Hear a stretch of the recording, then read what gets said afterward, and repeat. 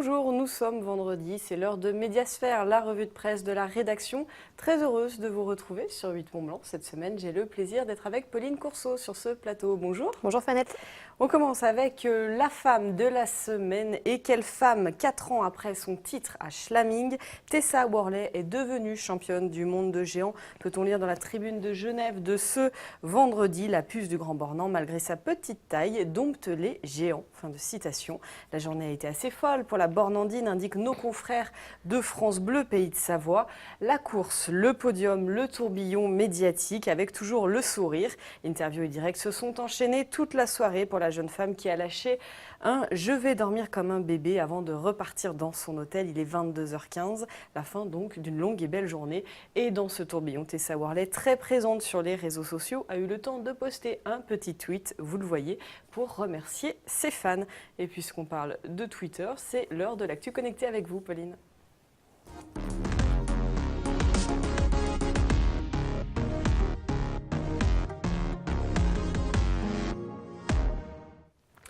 Les vacanciers sont nombreux en station et ça suscite quelques moqueries. Exactement Fanette, les vacances ont débuté il y a une quinzaine de jours. Les touristes sont donc arrivés dans nos stations et les perles qui vont avec. Une page Facebook a été créée il y a quelques saisons déjà, ça s'appelle Entendu sur les pistes. Alors pour vous donner un petit peu l'état d'esprit de cette page, voilà la première photo qui a été postée. Alors c'est pas des skis à l'envers mais c'est tout comme. C'est un moyen de ne pas avoir mal aux fesses en snowboard. Alors pourquoi pas, il faut trouver des solutions à tout.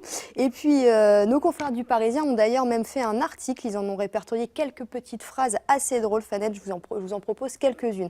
Alors, entendu du côté de Val Thorens, par exemple, à partir de quelle altitude se trouve-t-on en Haute-Savoie?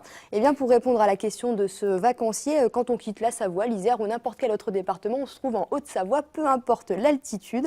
Et puis, une petite dernière, comment fait-on pour monter jusqu'au Mont-Blanc? Y a-t-il un parking? Eh bien, malheureusement, non, pas de parking, les jambes suffiront. La vallée est déjà assez polluée comme ça. Et puis un mot de politique avec Bernard Accoyer. Bernard Accoyer, oui, chef de file des Républicains, et partout en ce moment, radio, télé, réseaux sociaux, le mot d'ordre, il faut soutenir le soldat Fillon, candidat à la présidentielle. On évite de reparler du Penelope Gate, même si chaque jour apporte son lot de révélations. On essaye de reparler un peu politique. Bernard Accoyer, sur son Facebook, était chez LCI pour parler du plein emploi. Sur Twitter, le député des Républicains en reparle de la rencontre entre Nicolas Sarkozy et François Fillon qui montre l'unité du parti. Bref, ils inondent les réseaux sociaux en espérant que la campagne parte enfin du côté politique et non plus du côté judiciaire. Merci Pauline, tout de suite, cette atmosphère.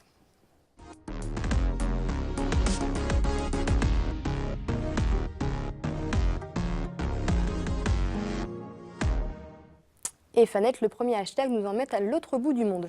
Voilà, c'est la Chine qui était partout cette semaine dans nos médias et pour cause.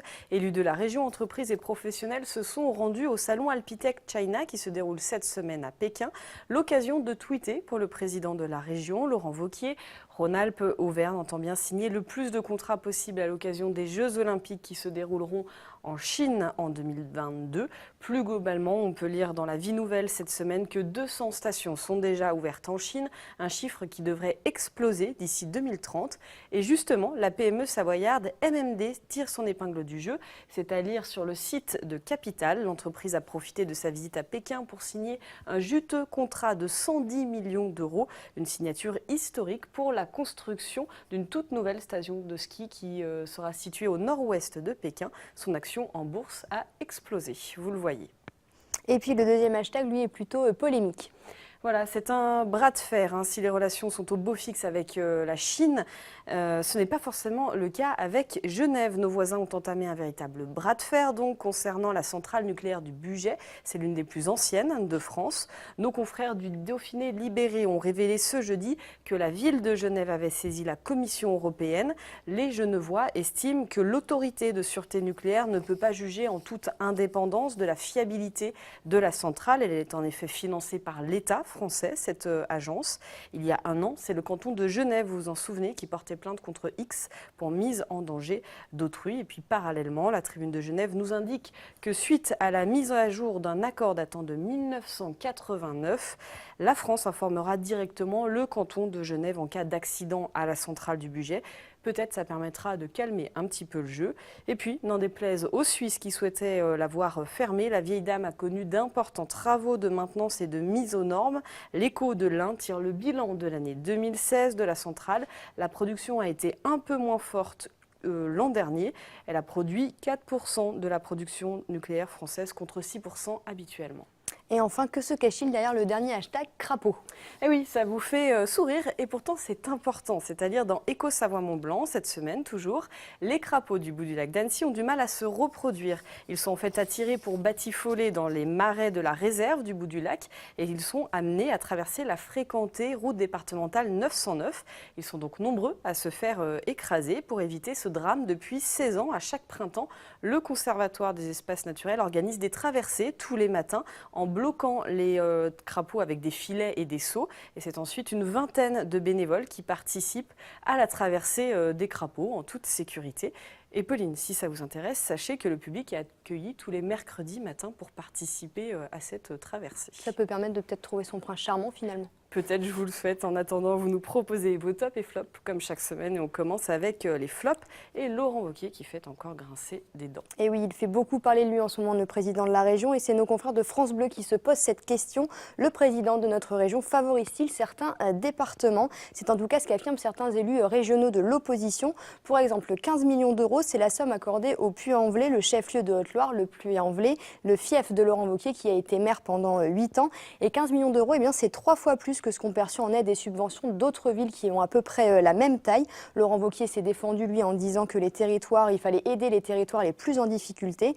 Les présidents des départements concernés réfutent toutes les accusations de favoritisme. Pour eux, leurs territoires sont ceux qui ont le plus besoin d'aide dans cette nouvelle grande région. En Savoie et Haute-Savoie, on devrait donc être attentif aux prochaines aides. En tout cas, Laurent Wauquiez est bien évidemment le bienvenu dans nos 2 départements. Et puis un autre coup dur, celui des remontées mécaniques de Megève. Oui, lors des derniers conseils municipaux, le maire Catherine Julien-Brèche a présenté une synthèse du rapport de la Chambre régionale des comptes. Alors, il épingle le directeur des remontées mécaniques de Megève, Jean-Luc Delobel. Alors, il a bénéficié de plusieurs promotions au cours de sa carrière, notamment lors de sa désignation en qualité de directeur général délégué. Sa rémunération était fixée à hauteur, tenez-vous bien, de 189 541 euros, très exactement par an, par l'intermédiaire de sa société marketing diffusion prospective. En septembre 2011, cette convention est révoquée au motif que l'intéressé était responsable des difficultés financières de la société. Alors, contacté par nos confrères du Messager, Jean-Luc Delobel argumente: « Je n'ai pas de scrupules, je mettais uniquement en œuvre les décisions du conseil d'administration après réflexion avec le président. » De son côté, Sylviane Grosset-Janin, l'ancien maire, réagit. C'est lui qui présentait les décisions au conseil d'administration. Comment voulez-vous qu'un maire connaisse les subtilités des installations des remontées mécaniques? Et enfin, l'actuelle maire Catherine Julien-Brèche note: « La seule solution, c'était de changer de gouvernance. Le sujet de sa rémunération était déjà beaucoup commenté à l'époque où j'étais au conseil d'administration entre 2001 et 2008. Bref, une affaire complexe où chacun se renvoie la balle. » On va prendre un peu de hauteur avec votre premier top et le gypaète barbu. C'est nos confrères de Montagne Magazine qui publient la vidéo qu'on va voir sur l'écran du parc national de la Vanoise, qui poursuit sa mission de sensibilisation à la protection du gypaète avec un cartoon qui rappelle aux pratiquants de la montagne comment éviter d'importuner cette espèce fragile qui a été réintroduite il y a une trentaine d'années dans les Alpes, en appelant au passage au respect des zones de quiétude par les grimpeurs, les parapentistes ou encore les photographes un petit peu trop curieux. Je vous propose de regarder un extrait avec le son.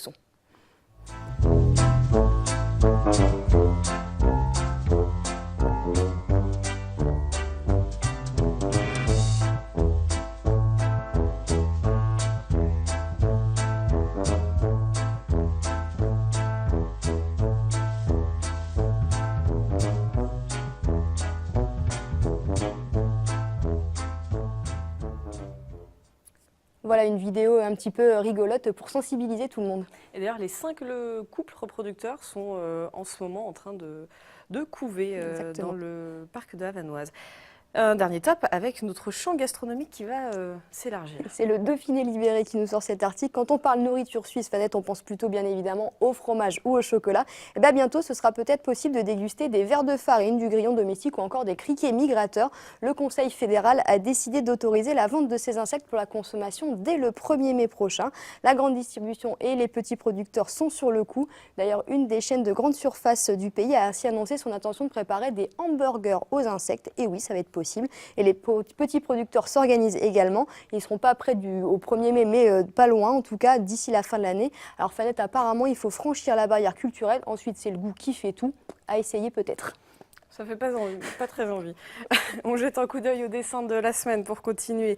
Le nouveau président des États-Unis continue d'inspirer les dessinateurs de presse, à commencer, vous le voyez, par Kaya dans le Faucigny. Au fil de ses décisions, Donald Trump semble isoler toujours un peu plus les États-Unis. Il a notamment promis de présenter un nouveau décret sur l'immigration dès la semaine prochaine, le premier ayant été retoqué par la justice américaine. L'émission touche à sa fin, mais avant, Pauline, vous nous proposez votre état d'âme.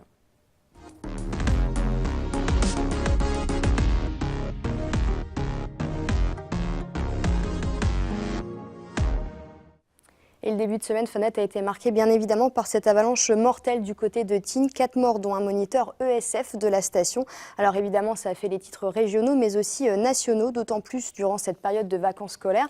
Alors au passage, 2 autres personnes avaient perdu la vie le week-end précédent, sans qu'aucun média nationaux en tout cas n'en parle. Mais voilà, tout le monde s'est un peu emparé de ce terrible accident à Tignes, à coup de spécialistes en plateau, pour expliquer le principe du déclenchement d'avalanche et pourquoi un moniteur ESF a emmené ses skieurs en hors-piste alors que le risque était de 3 sur 5. La zone de l'avalanche, la pente du Lavaché, est un secteur très prisé des pratiquants du hors-ski. Naturellement, au lendemain du drame, la question de la sécurisation de cette zone s'est posée.